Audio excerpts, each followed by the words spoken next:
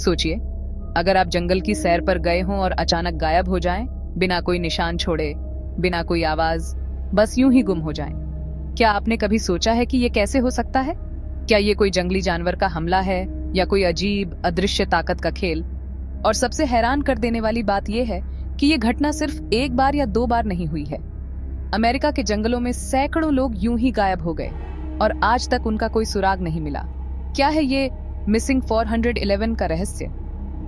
आज की इस वीडियो में हम जानेंगे ऐसे ही रहस्यमयी मिसिंग 411 केस के बारे में, जिनमें न तो कोई सुराग मिला और न ही कोई जवाब। तो तैयार हो जाइए, एक ऐसी यात्रा के लिए खड़े कर देगी। मिसिंग 411 क्या है?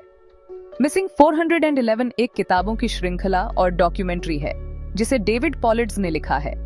इसमें उन्होंने अमेरिका के विभिन्न राष्ट्रीय उद्यानों और जंगलों से गायब हुए लोगों की रहस्यमयी घटनाओं को इकट्ठा किया है।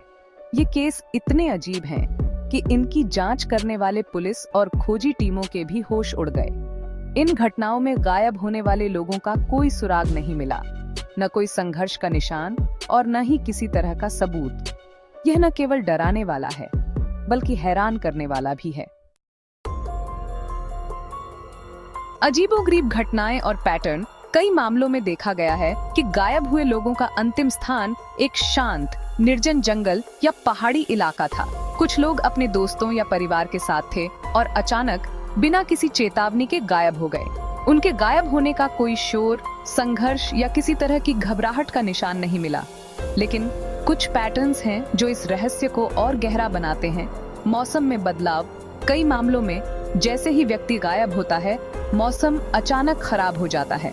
यह खोज और बचाव अभियान को और मुश्किल बना देता है। क्या यह महज एक संयोग है या किसी बड़ी साजिश का हिस्सा?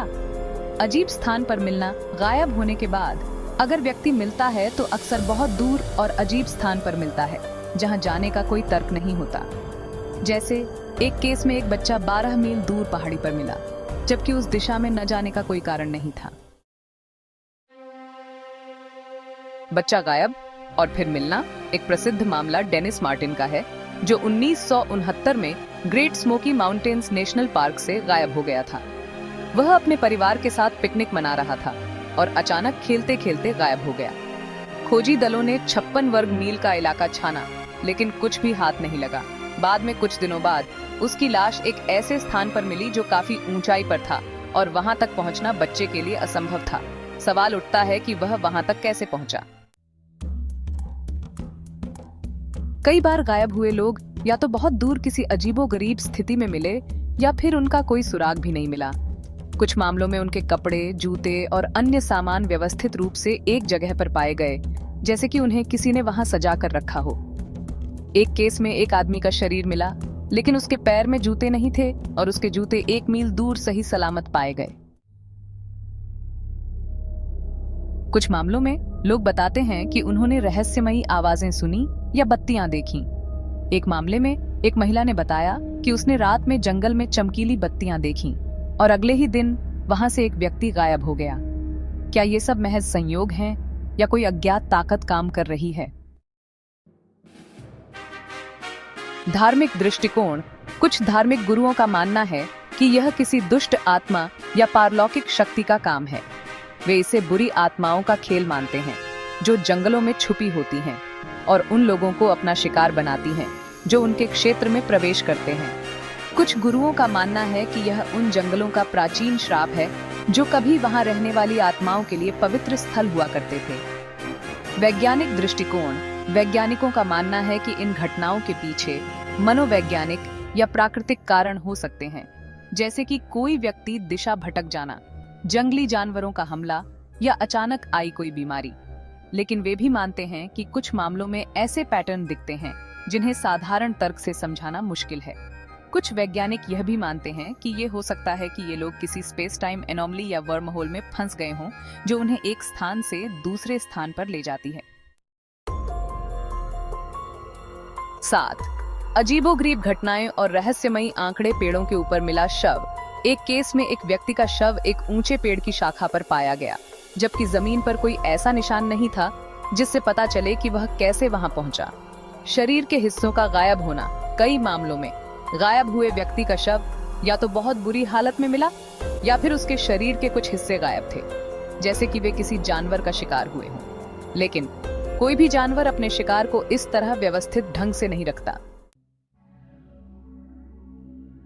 8. सरकारी षड्यंत्र। कई लोगों का मानना है कि इन मामलों में सरकार का भी हाथ हो सकता है। यह सवाल उठता है कि क्यों राष्ट्रीय उद्यानों के गायब होने के मामलों को जनता से छुपाया जाता है? क्यों इन घटनाओं की जांच को जल्दबाजी में बंद कर दिया जाता है? क्या सरकार कुछ छुपा रही है? क्या ये सब किसी गुप्त प्रयोग का हिस्सा है या फिर कोई और सच्चाई छुपाई जा रही है? 9. आयामों का रहस्य, पैरेलल यूनिवर्सेस। कुछ लोगों का मानना है कि ये गायब होने वाले लोग किसी दूसरे आयाम या समानांतर ब्रह्मांड में चले गए। यह एक वैज्ञानिक थ्योरी है जिसे मल्टीवर्स थ्योरी कहा जाता है। इस थ्योरी के अनुसार हमारे आसपास कई समानांतर ब्रह्मांड हैं और इनमें से कुछ में हमारी पहुंच हो सकती है। क्या ये लोग किसी ऐसे ही आयाम में चले गए हैं? क्या इन आयामों से वापस आने का कोई तरीका है? क्या यह एलियंस का काम है? कई लोग मानते हैं कि ये गायब होने की घटनाएं एलियंस से जुड़ी हो सकती हैं। कुछ घटनाओं में लोगों ने उड़न तश्तरी देखे जाने की भी रिपोर्ट की है। क्या ये एलियंस इन लोगों का अपहरण कर रहे हैं? क्या वे इन लोगों पर प्रयोग कर रहे हैं? ये सवाल अभी तक अनसुलझे हैं। सावधानियां और उपाय। अगर आप भी जंगलों या पहाड़ों में घूमने का शौक रखते हैं तो कुछ बातों का ध्यान रखें। हमेशा किसी के साथ जाएं, अकेले जाने से बचें। अपना स्थान और दिशा बताने वाले उपकरण साथ रखें। किसी भी अज्ञात जगह या संदिग्ध परिस्थिति से तुरंत दूर हटें। जंगल में जाते समय अपनी स्थिति का पूरा विवरण अपने परिवार और दोस्तों को बताएं। निष्कर्ष, मिसिंग 411 के केस आज भी एक रहस्य बने हुए हैं। क्या यह सब केवल एक इत्तेफाक है या फिर किसी अदृश्य शक्ति का खेल? जब तक इसका जवाब नहीं मिल जाता, हमें सतर्क रहना होगा। क्या आप भी इन रहस्यमयी घटनाओं पर विश्वास करते हैं? अपने विचार हमें कमेंट में बताएं। और शायद अगली बार जब आप किसी जंगल की यात्रा पर जाएं, तो इन घटनाओं को याद रखें, क्योंकि कौन जानता है, अगला मिसिंग 411 केस आपका भी